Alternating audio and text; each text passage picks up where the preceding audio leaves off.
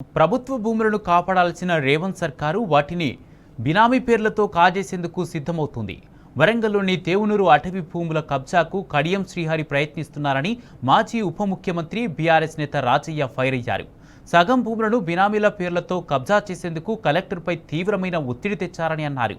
Sitting జడ్జితో సమగ్ర విచారణ జరిపించాలని డిమాండ్ చేశారు. లేకుంటే న్యాయం జరిగే వరకు బీఆర్ఎస్ పోరాడుతుందని హెచ్చరించారు.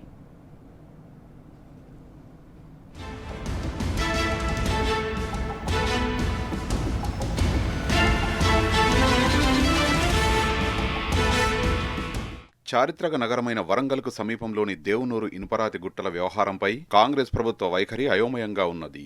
దట్టమైన అటవీ ప్రాంతాన్ని రక్షించేందుకు, మరింత అభివృద్ధి చేసేందుకు గత ప్రభుత్వం నుంచి అటవీ శాఖ అధికారులు ప్రయత్నిస్తుండగా, అదే ప్రాంతంలో ప్రైవేటు వ్యక్తులకు కలెక్టర్, ఇతర రెవెన్యూ అధికారులు కొత్తగా భూ కేటాయింపులు చేయడంపై విమర్శలు వ్యక్తమవుతున్నాయి. అటవీ శాఖ మంత్రి కొండా సురేఖ ఈ ఏడాది జనవరి 11న వరంగల్ జూ పార్కును సందర్శించారు. వరంగల్ జూ పార్కును దేవునూరు అటవీ ప్రాంతానికి తరలిస్తామని, జంతువులకు ఏ చిన్న ఇబ్బంది లేకుండా అక్కడ ఏర్పాట్లు చేస్తామని మంత్రి ఈ సందర్భంగా ప్రకటించారు.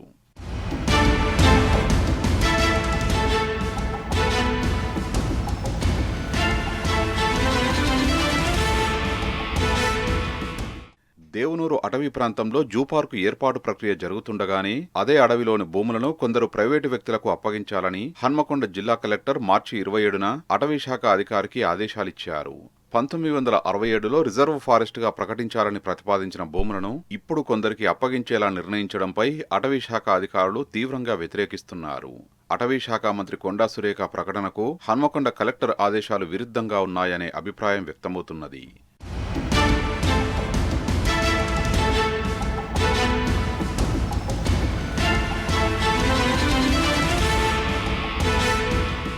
అందమైన గుట్టలు, అటవీ, జలవనరులకు ఆలవాలంగా ఉన్న దేవునూరు ప్రాంతాన్ని టూరిజం స్పాట్ గా అభివృద్ధి చేసేందుకు బీఆర్ఎస్ సర్కారు ప్రణాళికలు చేసింది. అప్పటి రాష్ట్ర ప్రభుత్వ ఆదేశాల మేరకు సాగర్, దేవునూరు మధ్య 4000 ఎకరాల ప్రాంతాన్ని పర్యాటక ప్రాంతంగా అభివృద్ధి చేసేందుకు కాకతీయ అర్బన్ డెవలప్మెంట్ అథారిటీ ప్రణాళికలు రూపొందించింది.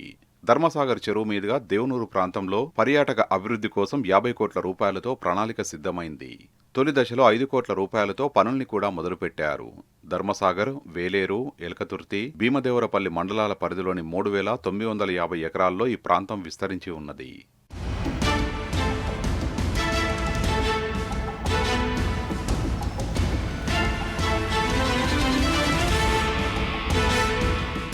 హన్మకొండ జిల్లా ధర్మసాగర్ మండలం ముప్పారం, దేవునూరు గ్రామాల పరిధిలోని ఇనుపరాతి గుట్టల్లో అటవీ శాఖకు చెందిన భూముల్ని కబ్జా చేసేందుకు ఎమ్మెల్యే కడియం శ్రీహరి, ఆయన కూతురైన ఎంపీ కావ్య, అల్లుడు నజీర్ యత్నిస్తున్నారని మాజీ ఉప ముఖ్యమంత్రి బీఆర్ఎస్ నేత రాజయ్య ఆరోపించారు.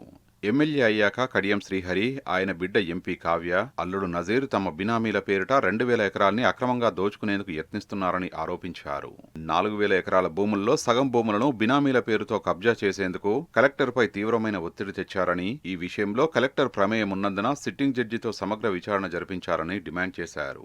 లేకుంటే న్యాయం జరిగే వరకు బీఆర్ఎస్ పోరాడుతుందని హెచ్చరించారు. ఇక్కడున్న ఎమ్మెల్యేకు భయపడి ఇక్కడనే ఫారెస్ట్ మినిస్టరు సురేఖ ఉంటుంది, ఇంకో మంత్రి సీతక్క, అడవులలో పెరిగిన సీతక్క, మరి ఇక్కడి నుంచే మంత్రి ఉంటారు.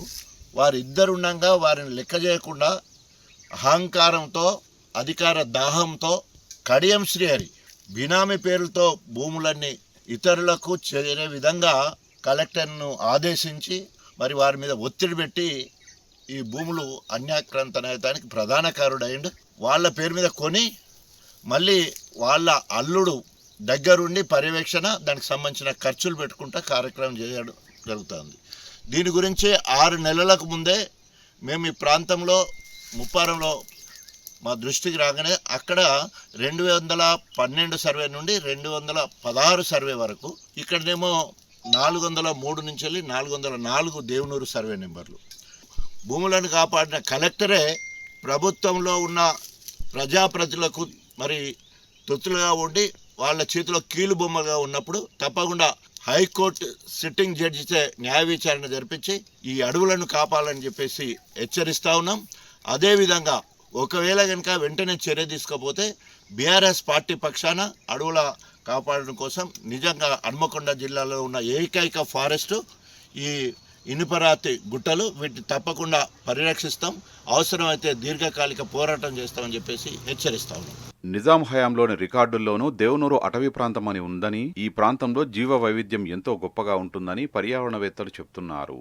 ఉమ్మడి వరంగల్ జిల్లాలో ఎక్కడా లేనన్ని ఔషధ మొక్కలు ఈ ప్రాంతంలో ఉన్నాయని అటవీ శాస్త్రవేత్తలు చెబుతున్నారు. అటవీ శాఖ, Orugallu wildlife society, Vanasena society ఆధ్వర్యంలో ఈ ప్రాంతంలో విజ్ఞాన యాత్రల్ని, ట్రెక్కింగ్, నైట్ క్యాంపింగ్ వంటి ఉల్లాసవంతమైన కార్యక్రమాలు సైతం నిర్వహిస్తారు. ఎంతో మంది పర్యావరణ ప్రేమికులు, పరిశోధన విద్యార్థులు, వైల్డ్ లైఫ్ ఫోటోగ్రాఫర్లు ఇక్కడికి నిత్యం వస్తుంటారు.